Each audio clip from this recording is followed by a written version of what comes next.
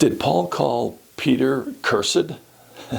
Let's read Galatians chapter 1, verses 6 through 8. Let's see what he's saying here and what really happened. Galatians 1:6, I marvel that ye are so soon removed from him that called you into the grace of Christ into another gospel. Now we who rightly divide God's word, we understand that there are more than one gospel in the Bible.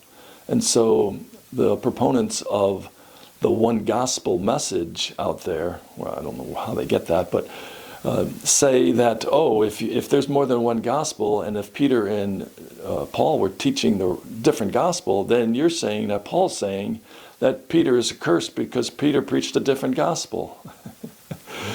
Okay, let's look at the rest of the verses and just understand what Paul is saying. Verse 7, which is not another, but there be some that trouble you, and would pervert the gospel of Christ.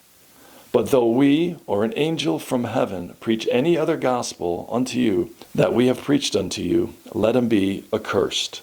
So Paul is saying to these Galatian believers, these Gentiles, and made up of Jews in there as well, that if there is another gospel, which was not another gospel, but if they did preach another gospel other than what he was preaching, they would be accursed. Now, does that mean that because Peter preached a different gospel, he was accursed?